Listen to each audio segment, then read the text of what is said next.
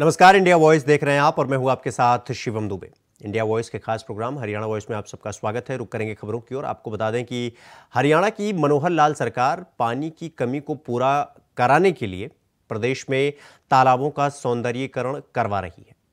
इसके साथ साथ ही लोगों को स्वस्थ रखने के लिए व्यायाम को भी सरकार बढ़ावा देने में जुटी हुई है, जिसका फायदा लोगों को मिल रहा है और लोग मनोहर सरकार का आभार भी जता रहे हैं। देखिए रिपोर्ट।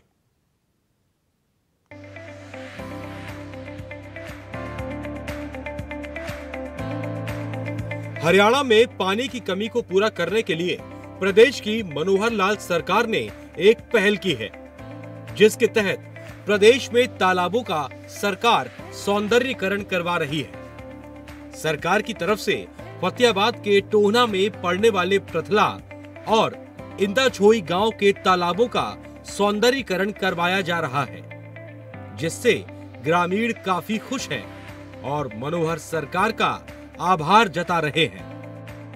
हमारे ये व्यायामशाला आने के बाद गांव में जो है बच्चे जो है लड़का और लड़कियों का खेल की तरफ रुझान बढ़ा और बच्चों ने जो है बढ़ चढ़ के खेल में भाग लिया। और इसी ट्रेनिंग के दौरान एक हमारे गांव में ये सतपाल ये कोच हो गया, इनको गर्ल्स की नर्सरी मिली। तो इसमें करीब 10 बच्चे ऐसे हो गए जो नेशनल, इंटरनेशनल और स्टेट लेवल का जो है खेल में भाग लिया और उनका उसमें सिलेक्शन भी हुआ। और खेल कोटे से कई बच्चों को जो है सरकारी नौकरी भी मिली।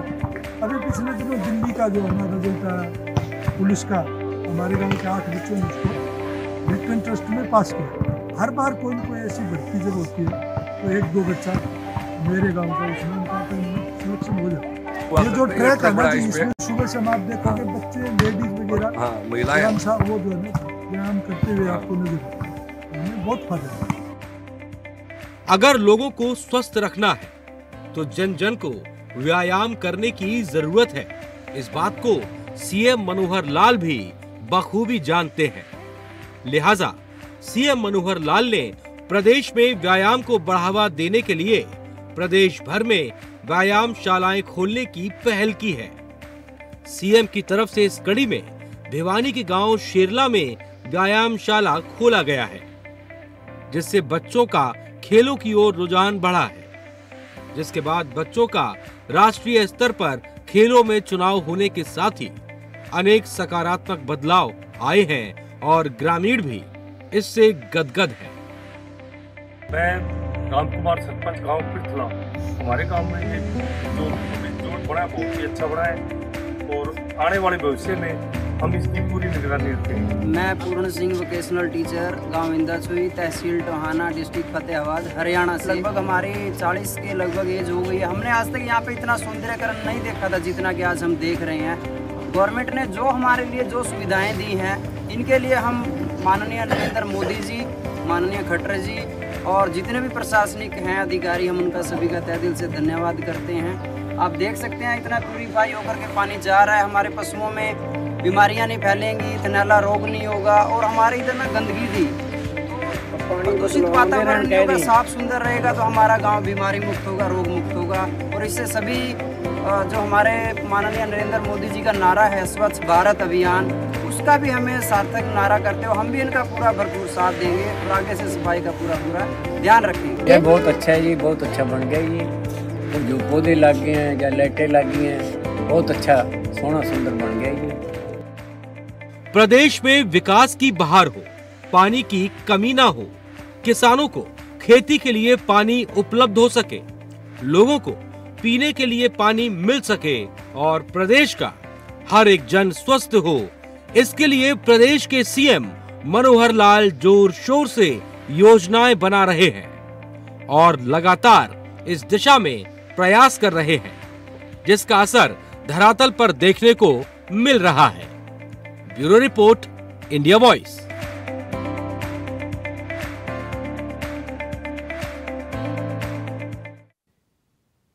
मुख्यमंत्री मनोहर लाल ने मंगलवार को चंडीगढ़ में तीसरे मुख्य सचिवों के सम्मेलन के दौरान विभिन्न विषयों, विचार विमर्श और फैसले को लागू करने को लेकर बैठक की, जिसमें सीएम मनोहर लाल ने कहा कि प्रदेश सरकार के सभी विभाग जीवन की गुणवत्ता बढ़ाने, अत्याधुनिक प्रौद्योगिकियों को एकीकृत करने और अपने डोमेन के भीतर विकासात्मक एजेंडे को आगे बढ़ाने के लिए नए विचार लाएं, ताकि हरियाणा भी केंद्र सरकार के साथ अपनी सर्वोत्तम प्रयासों को साझा कर सके। देखिए रिपोर्ट।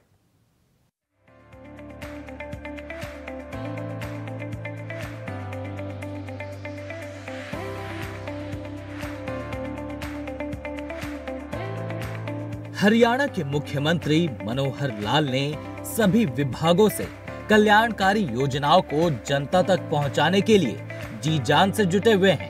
सीएम ने मंगलवार को चंडीगढ़ में तीसरे मुख्य सचिवों के सम्मेलन के दौरान विभिन्न विषयों, विचार विमर्श और फैसले को लागू करने को लेकर बैठक की।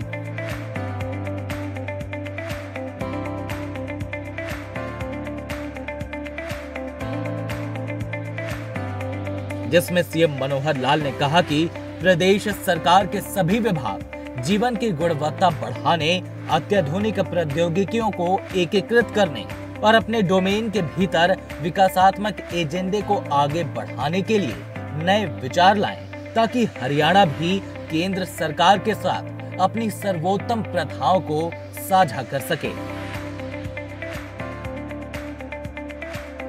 हालांकि कई क्षेत्रों में हरियाणा की बेस्ट प्रैक्टिसेस का अनुसरण किया जा रहा है, लेकिन फिर भी सुधार की गुंजाइश है। उन्होंने कहा कि ये जरूरी है कि हम निरंतर वृद्धि के लिए प्रयास करें और निर्धारित समय से पहले ही दिए गए लक्ष्यों को पार कर लें। बैठक में मुख्यमंत्री ने राज्य सरकार की नीतियों से संबंधित सभी पहलुओं पर एकाधिक व्यापक प्रणाली का प्रस्ताव रखते हुए मौजूदा व्यवस्था का विकल्प तलाशने के भी सुझाव दिए। बैठक के दौरान मुख्य सचिव संजीव कौशल ने मुख्यमंत्री को प्रधानमंत्री नरेंद्र मोदी के दृष्टिकोण के अनुरूप दिसंबर 2023 में दिल्ली में आयोजित मुख्य सचिवों के तीसरे राष्ट्रीय सम्मेलन के बारे में जानकारी दी। उन्होंने बताया कि इस सम्मेलन में कल्याणकारी योजनाओं तक आसानी से जनता की पहुंच को प्राथमिकता देते हुए सेवा वितरण गुणवत्ता पर भी फोकस किया गया। सम्मेलन में भूमि एवं संपत्ति, बिजली, पेयजल, स्वास्थ्य और स्कूली शिक्षा समेत 5 मुख्य विषयों पर चर्चा की गई। इसमें अतिरिक्त साइबर सुरक्षा, उभरती चुनौतियां, एआई पर परिप्रेक्ष्य, जमीनी स्तर की कहानियां, आकांक्षी ब्लॉक और जिला कार्यक्रम, राज्यों की भूमिका, योजना और स्वायत्त संस्थाओं को युक्ति संगत बनाना और पूंजीगत व्यय बढ़ाना, शासन में एआई चुनौतियां और अवसर पर भी विशेष सत्र आयोजित किए गए। और दूसरा उनके लिए कुछ टास्क भी उन्होंने निश्चित किए कि किस प्रकार से एजुकेशन के मामले में हमने आगे बढ़ना और जो शिक्षा है वो बिल्कुल आधुनिक शिक्षा जिस प्रकार से देने के लिए हमने काम करना, उसके लिए भी इसी प्रकार से बिजली के बारे में उन्होंने कहा कि सौर ऊर्जा पे हमने विशेष ध्यान देना और जो हमारे स्कूल हैं उनके लिए, और इसी प्रकार से जो सरकार की बिल्डिंग है उन पे हमने प्रयास करके इसको ज्यादा से ज्यादा बढ़ाना है। इसी प्रकार से हेल्थ डिपार्टमेंट के बारे में भी, यूएलबी के बारे में भी और पब्लिक हेल्थ के बारे में भी हर व्यक्ति को स्वच्छ पानी पीने का मिले, और हेल्थ के बारे में भी उन्होंने विशेष ध्यान दिया कि इस पे भी मैंने मतलब गंभीर प्रयास हमारा होना चाहिए कि लोग स्वस्थ रहें। और हमने जो अपने जो योगा के लिए हमने जो काम किया अभी, जो हमने सेंटर बनाए हैं अभी, तो उसकी भी काफी तारीफ की कि काफी अच्छा काम हरियाणा सरकार ने किया है, उसकी तारीफ की। और हम जो आज वहाँ जानकारी दी गई उसमें भी कहा कि हम आगे उसकी संख्या बढ़ाने वाले भी हैं, तो उसके बारे में हमने चर्चा की। और वो आज चीफ सेक्रेटरी साहब ने वो मीटिंग वहाँ पे रखी और जो माननीय प्रधानमंत्री जी ने जो बातें कही उनके बारे में विचार किया। सभी विभागों के एसीएस वहाँ पे उपस्थित थे और मंत्री भी उपस्थित थे। विकास के लिए जरूरी होता है कि योजनाओं को धरातल पर तेजी से लागू किया जाए, ताकि विकास की राह में कोई रोड़ा न अटके। इस बात को हरियाणा के मुख्यमंत्री मनोहर लाल बखूबी जानते हैं। लिहाजा सीएम मनोहर लाल ने तेजी से जनहितकारी योजनाओं को जमीन पर उतारने के लिए अधिकारियों को जरूरी दिशा निर्देश लगातार दे रहे हैं। Bureau report, India voice.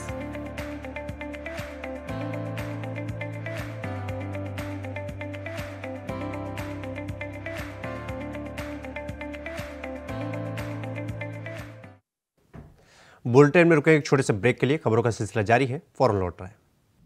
Break के बाद एक बार फिर आप सबका स्वागत है। खबरों में आगे बढ़ेंगे। आपको बता दें कि हरियाणा के मुख्यमंत्री मनोहर लाल ने साफ कर दिया है कि वो प्रदेश के युवाओं के साथ ही देश के युवाओं को भी नशे के खिलाफ जागरूक करेंगे और ये संदेश वो हर मंच से देते हुए नजर आ रहे हैं। साथ ही देशवासियों को श्री राम लला की राम मंदिर में प्राण प्रतिष्ठा को धूमधाम से मनाने के साथ ही 22 जनवरी के बाद अयोध्या जाने का भी संदेश दे रहे हैं। देखिए रिपोर्ट।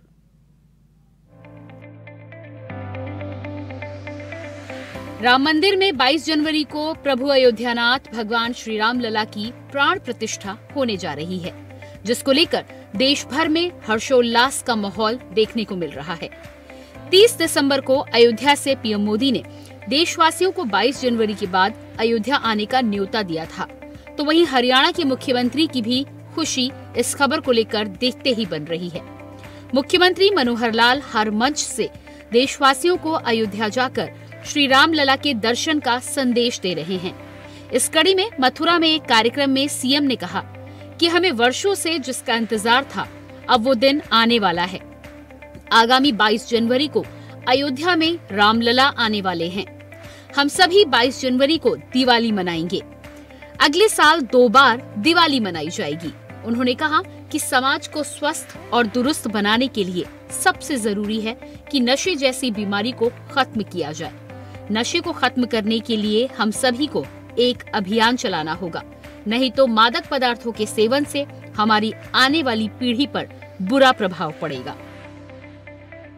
राम जन्मभूमि के ऊपर भव्य मंदिर के निर्माण की बात हो रही है। 22 जनवरी का वो दिन आने वाला है, जिसकी वर्षों से इंतजार है, वर्षों से इंतजार है। उस दिन वही भाव जो भगवान कृष्ण, जो भगवान श्री रामचंद्र जी अयोध्या में पहुंचे थे लंका विजय करके, और जब भगवान राम जी का आगमन अयोध्या में हुआ, उस दिन की जो खुशी हुई होगी, मैं समझता हूँ 22 जनवरी के दिन उससे कम खुशी नहीं, उससे ज्यादा ही खुशी। दिवाली, नई दिवाली हमको उस दिन मनानी है। 2 दिवालियां होंगी, एक उस समय की दिवाली, एक इस समय की दिवाली।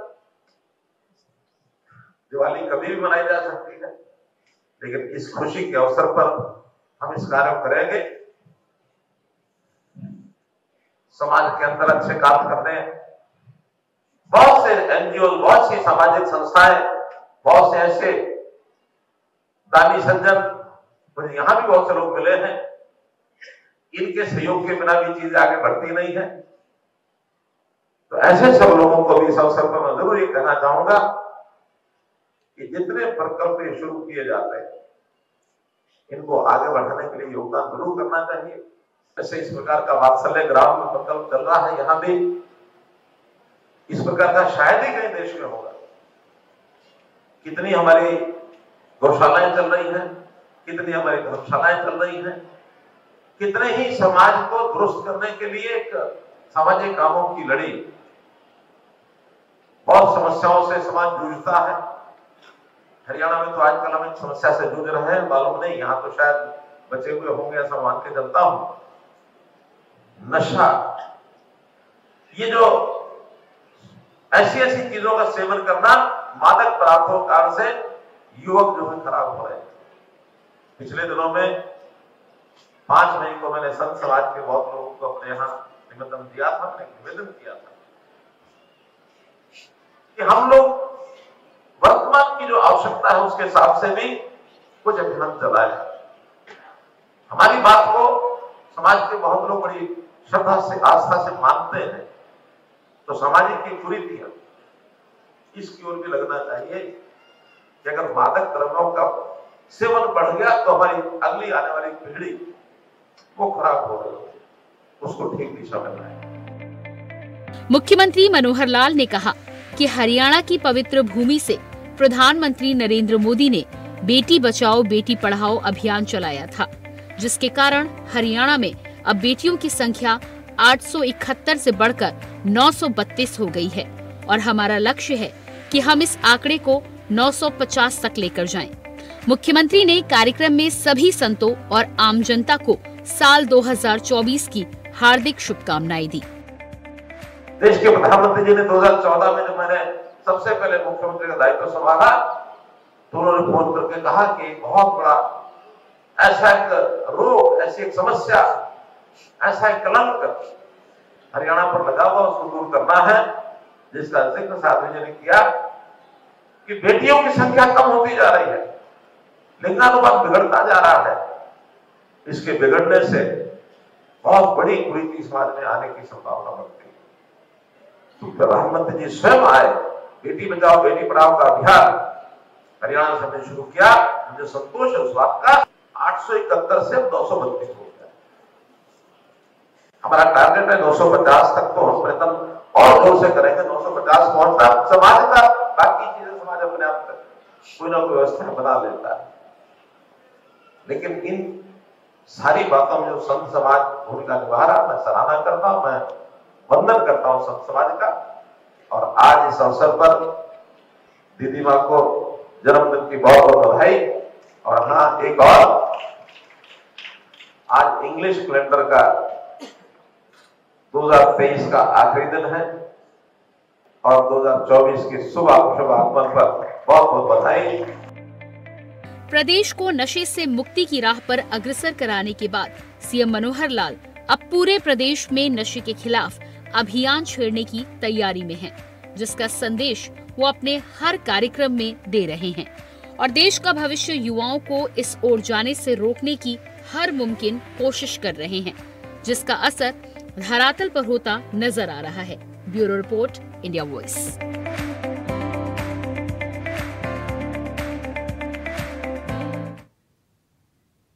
हरियाणा वॉइस में फिलहाल अभी के लिए बस इतना ही। देश दुनिया की तमाम खबरों को देखने के लिए देखते रहिए इंडिया वॉइस। मुझे दीजिए इजाजत। नमस्कार।